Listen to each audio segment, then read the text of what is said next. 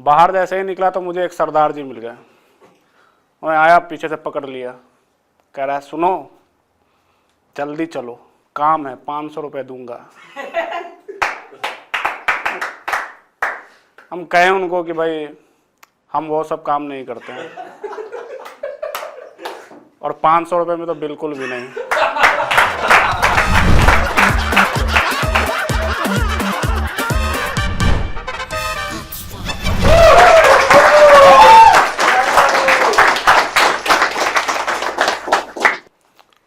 आज बिना हिले करते हैं।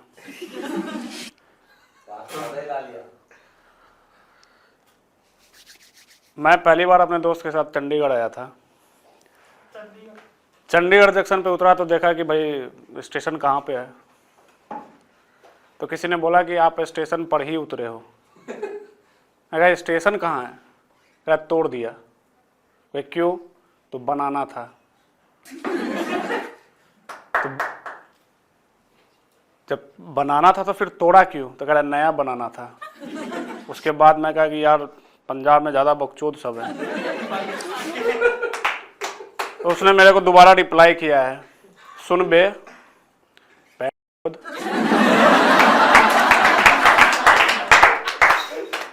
ये पंजाब नहीं, तो अभी हरियाणा में है।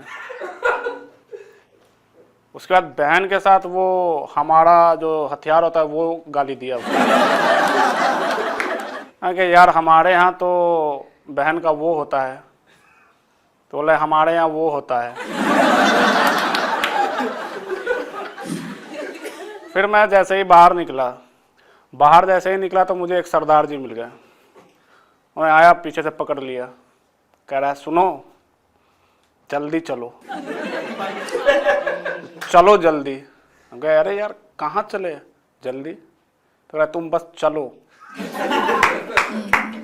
काम है, 500 रुपये दूंगा। हम कहें उनको कि भाई हम वो सब काम नहीं करते हैं, और 500 रुपये में तो बिल्कुल भी नहीं। कम से कम 1-8 हज़ार तो लेंगे ही, और ऊपर ही ऊपर काम करेंगे। पीछे से एक आदमी ने सर पे मारा और थोड़ा नीचे जो यार इतनी जल्दी क्यों है झुकाने के लिए? तो रुक जा भाई। तो बोल रहा है कि खेत में चलना है, खेत में चलो। यार खेत में तो मैं नहीं जाऊंगा, कम से कम ओयो बुक कर लेते। तो मेरा दोस्त पीछे से कह रहा है इसका 500 का ही बजट है, और इसकी कमीज भी फटी हुई है। तो कह रहा है वो फटी नहीं, वो फाड़ा गया है। उसके बाद उसने बोला है कि यार मैंने तुम्हारा खून कर देना है। खून? तो फिर मैं उसको प्यार से समझाया कि सर ऐसा है कि आप दूसरा कस्टमर देख लें, क्योंकि आपका रेट पंजाब वाला तो है नहीं। आप दिखने में पंजाबी लग रहे हो मगर रेट आप हरियाणा वाला लग रहे हो। और मैं बिहार से, आपसे भी गरीब।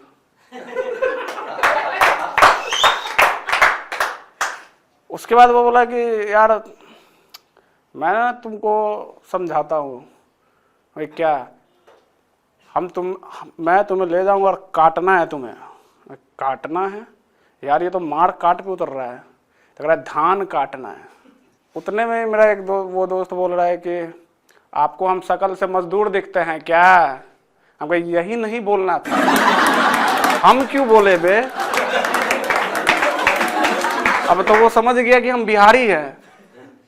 फिर हमने उसको समझाया है कि सर हम लोग यहाँ पे एक शो करने के लिए आए हैं।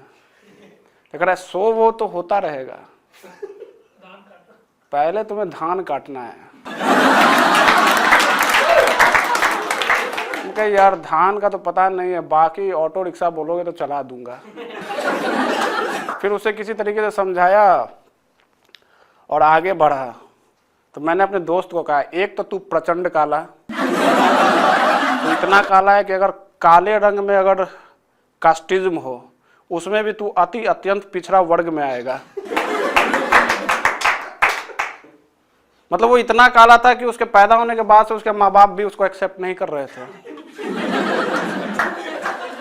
कि ये अपने ही परिवार में काला धब्बा है। मोहल्ले में किसी ने अफवाह उड़ा दी थी कि इसके पैदा होने से पहले जो है मोहल्ले में नाइजीरिया के कुछ लोग आए थे।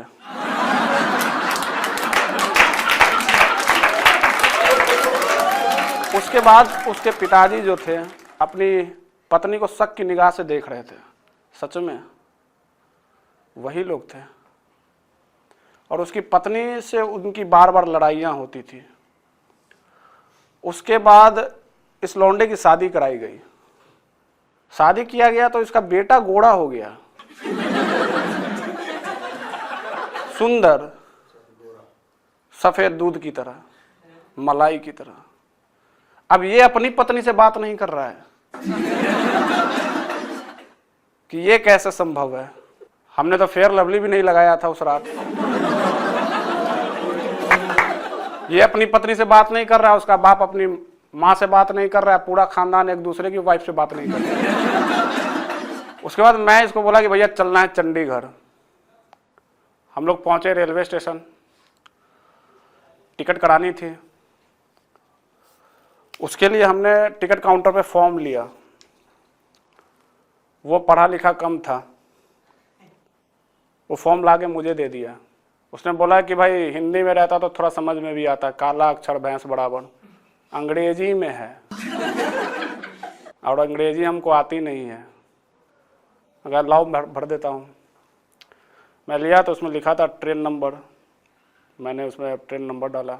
उसके बाद लिखा था कहाँ से कहाँ जाना है, मैंने वो भी डाला। फिर लिखा था नेम इन ब्लॉक लेटर्स, मैंने डाला। फिर रेलवे का मुझे दोहरापन दिखा उसमें लिखा था सेक्स। मैं कहा 100% श्योर। उसके बगल में लिखा था नेशनैलिटी, मैं लिखा अमेरिकन। अब पूछ रहे तो भरा है। रशियन महंगा हो गया ना, सरकारी काम है। तो उसके बगल में फिर लिखा था बर्थ टाइप। यार ऑफ कोर्स फीमेल चाहिए भाई, जन्म से लड़की हो। और मैं उसके बाद ना उसमें उम्र भी लिखा था, एज। हमके कोई भी चल सकती है, बस 16 के नीचे ना हो। भाई पॉक्सो लग सकता है। उसके बाद मैंने ना उसको फॉर्म दे दिया।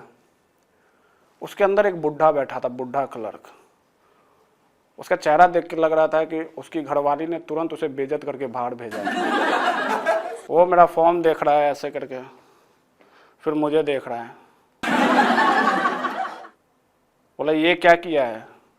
क्योंकि वही जो करना था। तो फॉर्म में क्या भरे हो? मुझे फॉर्म में लिखा था। तो सेक्स में क्या लिखे हो? हम के 100% श्योर। अरे लिंग क्या है? हम के लिंग तो काला है। तो कह रहा है कि यार सेक्स का मतलब मेल या फीमेल? फीमेल मैंने भरा है। पता नहीं बिहारी में बोला तोड़ा मतारी के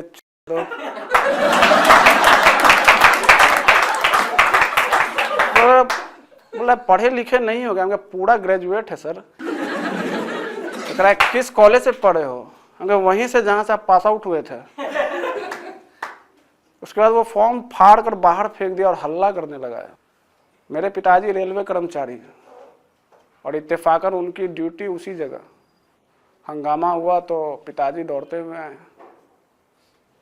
उनके दौड़ते हुए आते हुए देखा तो मुझे एक बात समझ में आया कि आपके पास रोजगार है भी तो सरकारी तो कोई काम नहीं है, क्योंकि दूसरे के फट्टे पे टांग अड़ाने के लिए आप क्यों दौड़ के आ रहे हैं? काम नहीं करते सरकारी लोग।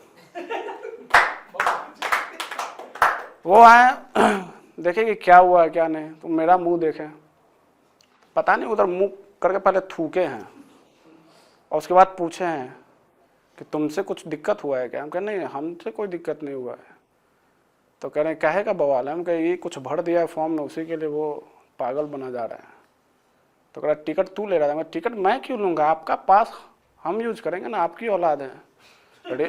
रेल हमारा फूफा का है ना, पैसे तो लगने नहीं है। तो क्लर्क ने उनको बोला है कि इसको पढ़िए क्या क्या लिखा है। हम कहे सब पढ़ना और लिखना छोड़ दीजिए। तो वो बोले कि पहले तो ये बता तुम इस से क्यों दोस्ती की है। उसके बाद हमको घर ले गए हैं। अच्छा, आप घर पे जाते हैं, माँ बाप आपको कितना भी कूट दें, संगत आपकी छूटती नहीं है। मेरी दोस्ती उससे क्रिकेट खेलने के दौरान हुई थी। वो साला कीपिंग करता था और मैं बार बार स्टंप आउट हो जा रहा था। वो मुझे दिख ही नहीं रहा था पीछे कोई कीपर भी है। मुझे लगता था कि स्लिप में सिर्फ किसी को लगा कर रखा हुआ है। दोस्ती होने के बाद मैं उसे उसके बाद यहाँ लेकर के लिए पटना से ट्रेन पकड़ा चंडीगढ़ के लिए। ट्रेन में बैठा तो हमारी सीट आमने सामने की थी और आप कहीं ट्रैवल कर रहे हो ना तो आपका दोस्त आपसे ज़्यादा सामान ले लेता है। काम मुझे है, सामान तेरा है। ट्रेन में जाने के बाद ना मुझे एक चीज़ का एहसास हुआ कि अगर आपको ट्रेन में अगर पेशाब लगता है तो ट्रेन में पेशाब करना बहुत कठिन है। ये उतना ही कठिन है जितना पुराने फिल्मों में गवाह का कोर्ट में पहुंचना। हमको टॉयलेट लगा तो हम चले गए और जैसे ही अंदर गए तो हम अपना औजार जैसे निकाल रहे थे तो ट्रेन हिलने लगी एकदम धक धक धक धक धक धक। वो नीचे से झूल गया, झूला, मैं जिधर हाथ करा वो उधर भाग जा रहा है, फिर इधर भाग रहा है। हम कहे यार कहीं घूम तो नहीं हो गया, ये साला सीट पर तो नहीं छूट गया है। मैं दौड़ा बाहर तेजी से निकलने के लिए, देखा कि भाई कहीं सीट पर होगा तो उसे उठाकर चुपचाप ले आऊँगा। तभी देखा कि ट्रेन के अंदर आरपीएफ की टीम पहुंची हुई है, सबका नाम पता पूछ रही है। मेरे दोस्त को पकड़ लिया था, उसे पूछा तुम्हारा नाम करा अशरफ। अशरफ अशरफ नाम सुन के वो चौंक गया। पता नहीं उसके बाद सीट के नीचे वो क्या ढूंढ रहा था।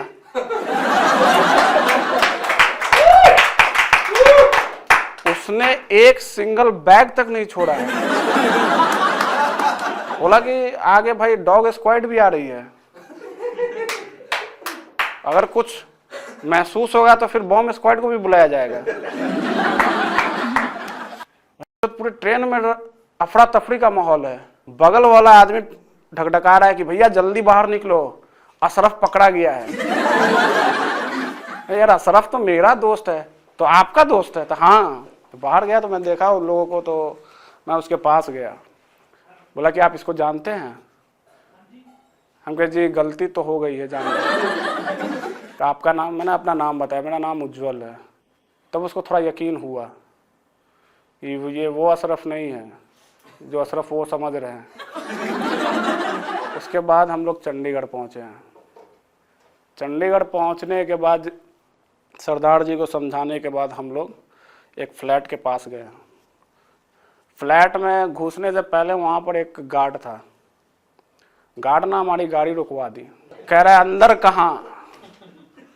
तो हमारे साथ एक मित्र थे, उन्होंने कहा कि अंदर भैया फलाने से मिलना है। तो नहीं, मिलना जुलना तो चलता रहेगा, आप पहले अपना नाम नोट कराओ।